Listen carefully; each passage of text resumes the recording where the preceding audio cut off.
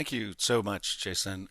This was really amazing to have you. I'm joining us tonight from my home just because of the heightened state of things in the pandemic. But thank you for joining us live from the interval tonight so that you can answer some of the questions that are coming in from our stream. Thank you so much for being here. Happy to be here. Great. Awesome. Well, I hope you enjoyed seeing the version of your talk. I'd love to just get into some of the questions that I had. I think one of the possibly the most provocative statement that you have in here is this idea of the queer vaccine, which, obviously vaccines couldn't be more on the forefront of all of our minds at the moment. But I don't think that's the one that people were thinking of being used, and obviously how provocative that is from a eugenic standpoint. So I'd love for you to just kind of unpack that a little bit more as to, I think what you were trying to say is that there are people in places in the world that are so persecuted that it could actually help suffering for those people, and that you can't take it off the table for people that might be killed because of their queerness. Pretty much. I mean, every year, our understanding of the genetics of homosexuality, of sexuality in general, our understanding of genetic technologies in general increases.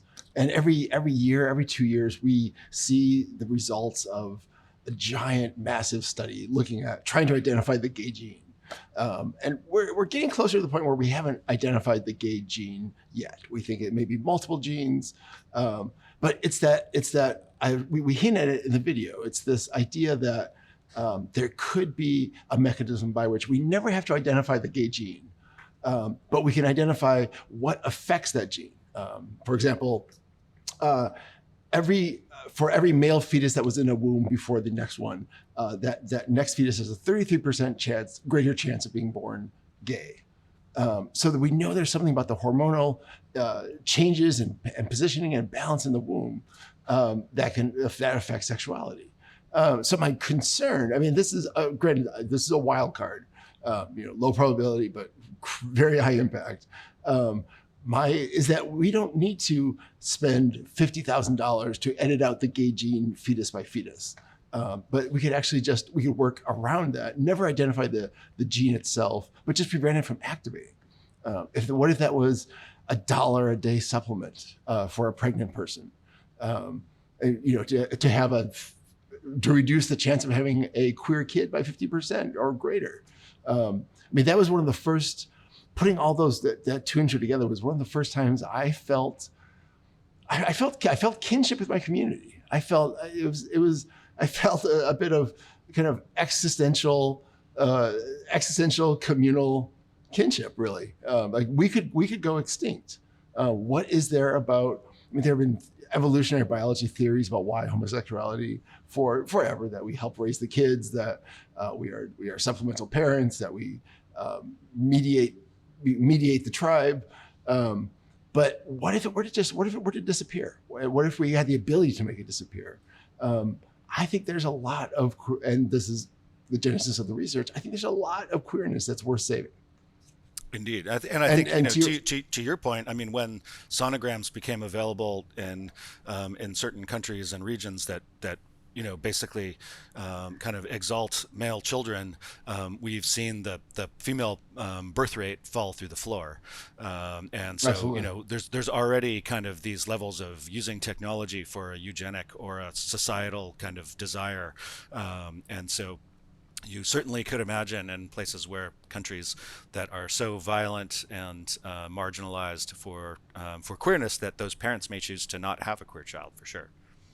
And to the way you frame the question, is preventing a queer child from being born in one of those conservative places, is that actually an act of compassion? And I can't dismiss that possibility. Right, and you can imagine parents making it from that place in their heart, not from obviously from a place of, I think, misunderstanding of what it is, but truly understanding how difficult that kid's life is going to be in their culture. It's one of the even in the most developed progressive places, it's one of the first. Many ask any queer person, and their parents, one of their first reactions will be, when you come out, will be, I don't want you to have a hard life. And that's such a universal reaction that parents have upon coming out. It can only be when you have the potential to prevent that in a place where that life would be so tough. that's going to be a tough bioethical crossroads that we're facing. No, and I think we're going to be facing this for in all kinds of parts of genetic engineering, and we are, as I said, there's already ways that we're finding it out for gender itself. I think, but and we're already, when my daughter was born, they gave us all these host of tests that we could test for to decide if we wanted to have a kid that had various diseases.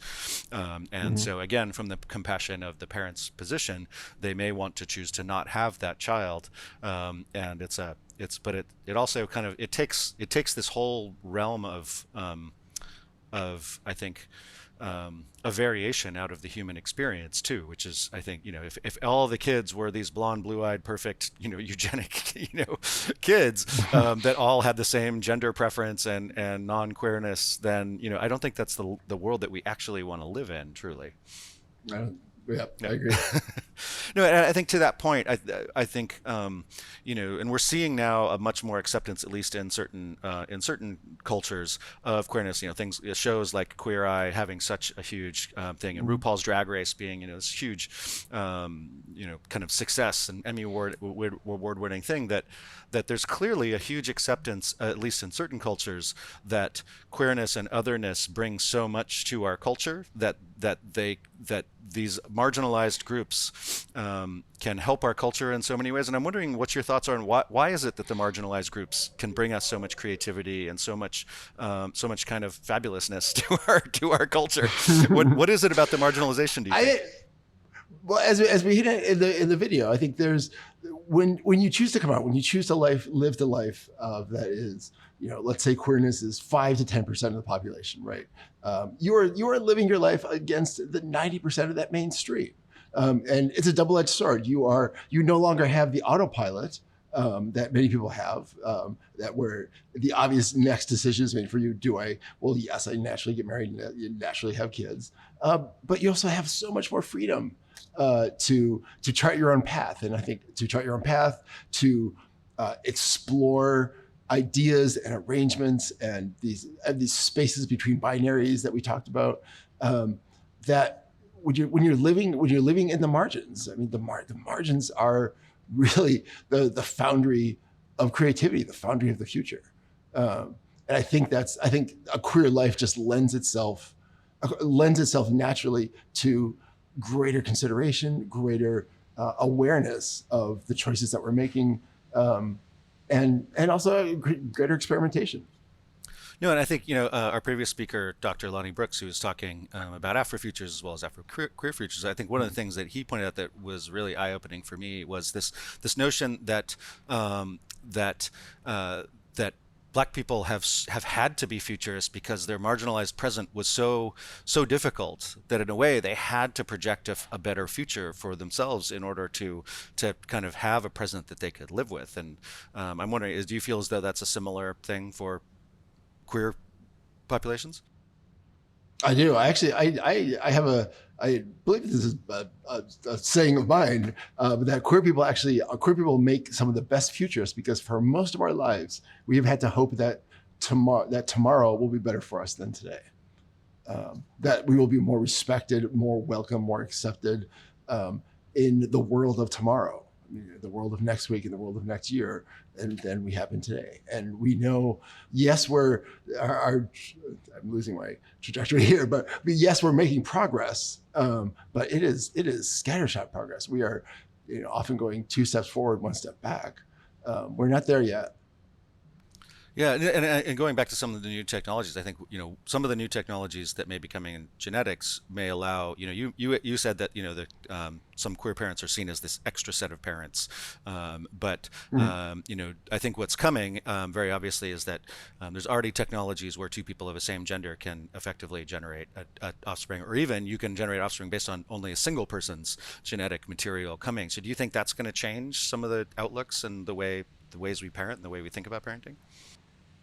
I think it will, and what excites me is that that queer people may actually be able to perpetuate ourselves, no longer being this artifact or this rare mutation within the heterosexual population, within heterosexual reproduction, but that we could potentially perpetuate queerness ourselves. There's a fascinating study recently that children, I believe it was children or daughters of lesbian parents are more likely to be have had same-sex experimentation, and that's the theory. The why is still up for grabs, of course, but something that being raised by queer parents creates more of a space for this experimentation, for choosing your own, for following your own path, following your own preferences, and deciding what's right for you, which is really exciting.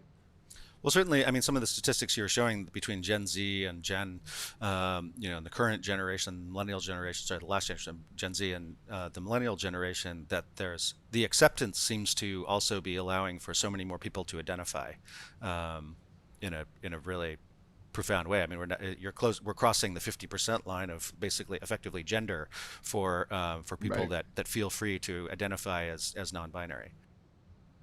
And part of that has been the terms. So I think, as I understand it, a lot of the young people have almost an allergic reaction to the terms, to the first generation of terms: lesbian, gay, bisexual, transgender.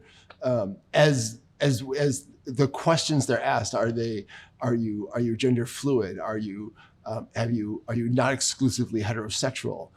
As we talk more about these in between categories, and you don't have to fit into one distinct category or bucket with a 50-year past, 50-year legacy, and make a huge declaration, but just be fluid, to be open.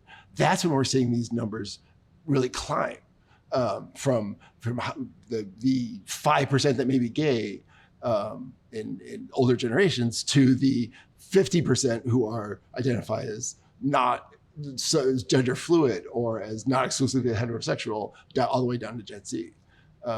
So so language is a part of it, but really just an understanding of this of spectrums and fluidity away from the categories from first generation.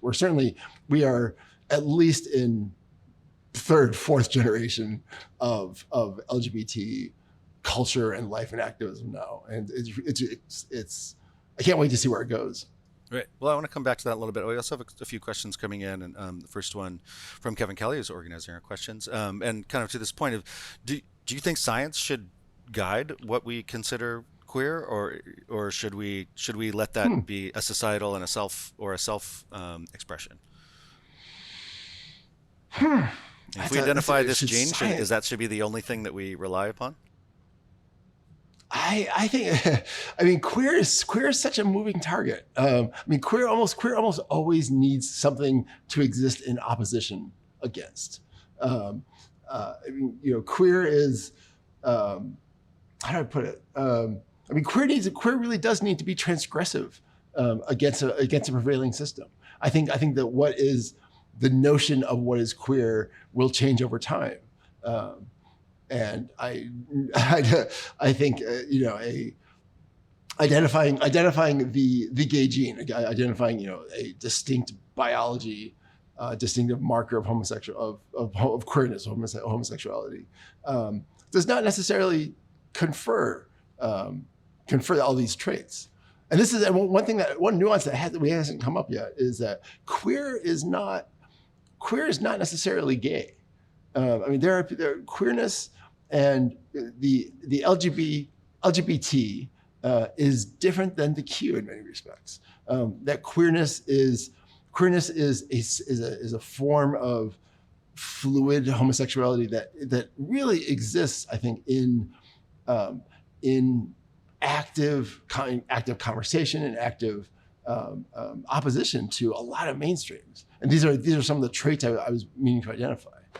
We have these queering. Not every LGBT person can queer the future in the way that someone who truly identifies and embodies queerness can. So I think that's an important distinction, is really isolating what is queerness, what is it now, what has it been, and can we keep that kind of this non-assimilationist identity? Can we keep that? Can we preserve that going forward? Well, that's interesting, and I think how this identity has kind of come out and been more accepted. And you mentioned things like the cafeteria and Stonewall riots, which and really how that it came from the Black trans community that really Hmm. threw the first bricks in the windows, literally, Right, of right. this fight. But I also feel as though, to a certain extent, they kind of got left behind in the movement, and we're just now starting to see them coming forward in the conversation much more than I think, let's say white gay men and even white lesbian women have been able to be Hmm. accepted. And I'm not sure, is that because they could kind of pass in culture way more than obviously a kind of an out black trans woman or man? I mean, I think we have to look back at intersectionality, which we talked about. The intersection of racism, homophobia, transphobia. The a transgender person of color, female-centered person of color, has many more. Against the mainstream expectation going for her. And so, yeah, I mean, I think you look at this through an intersectional lens, and those stats about poverty, about hunger that we pulled up, for a lot of those stats, between those stats don't really tell the entire picture between, let's say, gay white men and straight white men. Those disparities are actually not. Whiteness is a lot of privilege. But if you look at what percentage of black queer or black trans people live in poverty, then those numbers get so much higher. Those that we're talking a third or higher of people live in poverty, live in hunger. So we really need to map and understand the nuances within our community. Well, I think to that point, we have a question here from Nick from YouTube feed. You mentioned, the kind of percentages of families that are more accepting and less accepting at this point. And luckily, it seems Mm-hmm. to be largely on, at least in the American culture, in a good trajectory. But what about the research into the ones that kind of the 35% who live in families that are unaccepting but manage to stay accepting? Like how are we finding ways to support those kids, and how are they finding support themselves? Yeah, I mean, something like a third. I want to say, I may butcher the numbers here, but a third up to 40% of homeless teens or young adults are LGBT, versus what being 10% roughly of the population.